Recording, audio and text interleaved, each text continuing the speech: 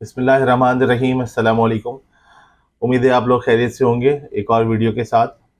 आज की जो वीडियो है उसका पर्पस आपको एक अपडेट देना है कि जब से ये आईआरएस आया है ये मुसलसल इसके अंदर एक फाइन ट्यून करते चले जा रहे हैं।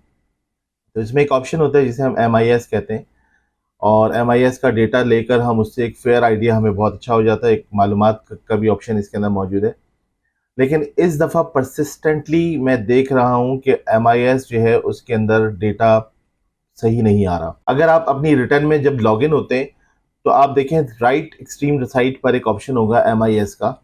उसे जाके जब सेलेक्ट करते हैं तो उसमें मुख्तलिफ ऑप्शंस अवेलेबल हैं जो कुछ फंक्शनल नहीं है उसमें से, लेकिन एक पेमेंट सेक्शन वाला ऑप्शन उसके अंदर फंक्शनल है। वहाँ आप रेंज देते हैं कि किस डेट से किस डेट तक आपको डेटा चाहिए, मसलन 1 जुलाई से लेकर 30 जून तक। टैक्स ईयर 2024 के लिए 1 जुलाई 2023 से लेकर 30 जून 2024 तक इसका फिल्टर आप लेते हैं तो पूरी एक डिटेल आ जाती है।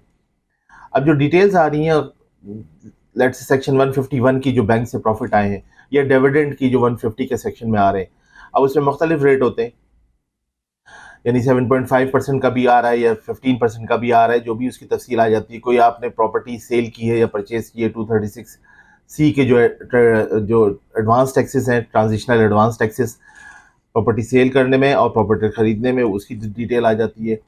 इस तरह और डिटेल्स भी आती हैं, लेकिन इन पर्टिकुलर मैं देख रहा हूँ कि इसके अंदर जो डेटा है वो मिसलीड कर रहा है। अब इसमें इशू क्या है? इसमें इशू जो आ रहा है वो ये है कि जो ऑफिसर है या सिस्टम जो है वो उसके लिए जो यार्ड स्टिक है वो यही MIS है। लेट से MIS के ऊपर डेटा आता है कि मेरा डिविडेंड जो है वो आया है लेट से 5 लाख रुपए, जबकि MIS के अंदर जो डेटा आ रहा है वो आ रहा है कि मेरा डिविडेंड आया 3.5 लाख रुपए। तो जो अब ये डिफरेंस होगा इसके ऊपर मुझे कोई नोटिस आ सकता है, वाइस वर्सा भी, ज़्यादा भी हो तब भी ऐसा हो सकता है।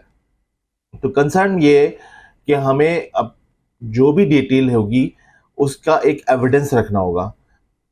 अब तक रिटर्न बनाने में हम बहुत ज़्यादा ऐसा होता है, हमें अपने क्लाइंट्स की, कम से कम मुझे अपना ऐसा है कि अल्हम्दुलिल्लाह मुझे अपने क्लाइंट्स की डिटेल याद है, और इस हद तक मुझे अल्हम्दुलिल्लाह अल्लाह का शुक्र है कि उस पर वो है कि मैं बगैर फाइल देखे भी एक फेयर वो बना सकता हूँ। लेकिन ऐसा हम करते नहीं है। लेकिन बहरहाल तो हम MIS वगैरह से क्रॉस चेक उसे कर रहे होते थे, लेकिन अब मैं आपको मशवरा दूंगा कि आप इस साल में जो अब कंटिन्यू हो रहा है 2025 में, इसमें अपने पास सारी डिटेल्स को रखें, क्योंकि इसके अंदर अब एक एडवांस टैक्स के ऊपर बहुत ज़्यादा प्रेशर है। मैं एक वीडियो एडवांस टैक्स सेक्शन 147 के हवाले से भी करूंगा, क्योंकि एडवांस टैक्स को वो अब सेक्शन 161/205 के अंडर में, सेक्शन 176 के अंडर में, इन दोनों के थ्रू नोटिस भेज रहे हैं। और उसका रीज़न ये है कि इनके टारगेट्स तो नहीं हुए, और अगला टारगेट तो इंतहाई अनरियलिस्टिक है मेरे एक्सपीरियंस के हिसाब से। अब जो अगले साल के लिए टारगेट रखा है 12,970 का, ये तो बड़ा एडवेंचरस किस्म का टारगेट है, बड़ा ह्यूज टारगेट है।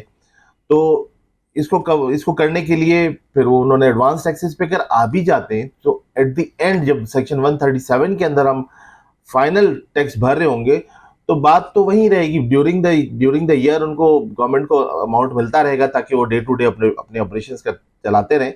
लेकिन एडवांस टैक्स अगर कलेक्ट कर भी लेते हैं तो आखिर में तो जाके एट द एंड बात तो वही होगी कि कितना टारगेट हुआ कितना नहीं।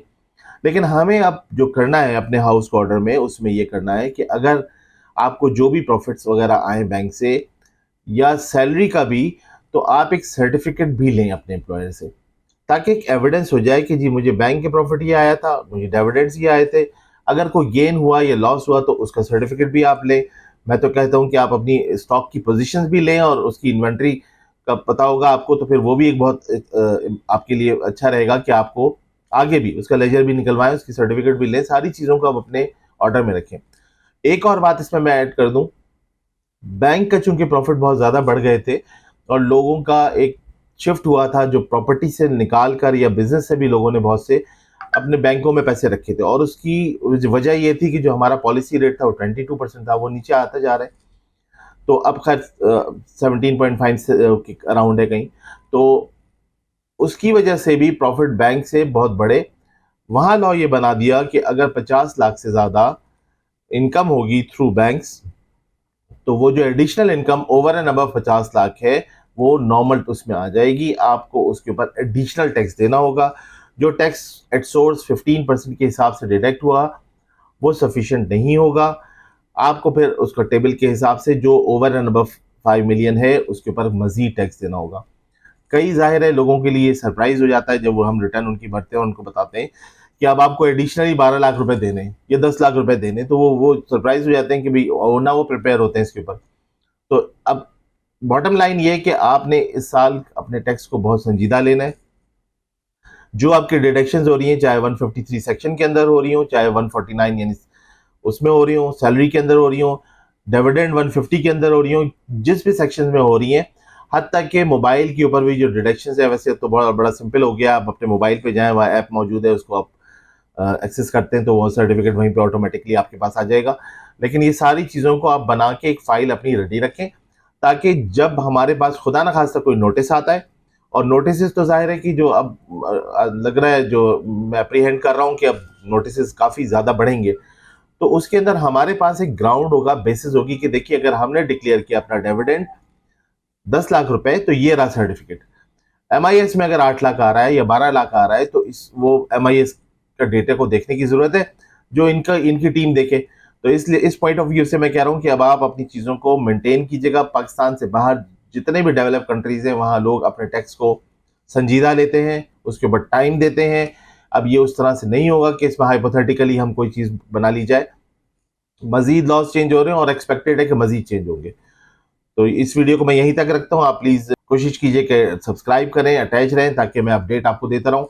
नेक्स्ट वीडियो में गिफ्ट के ऊपर भी करना चाहता हूँ, क्योंकि गिफ्ट के ऊपर इस दफ़ा काफ़ी गिफ्ट पे, लोन पे और इसी तरह दूसरी चीज़ें जो हैं वो इंशाल्लाह मैं आपको अपडेट करता रहूँगा, जो सेंसिटिव हैं और जिनकी वजह से हमारे लिए प्रॉब्लम हो सकती है। तो उस रिस्क फैक्टर को भी कवर करना है हमने, और अपनी चीज़ों को सही रखेंगे तो हमें वैसे भी पीस ऑफ माइंड रहेगा। Thank you very much.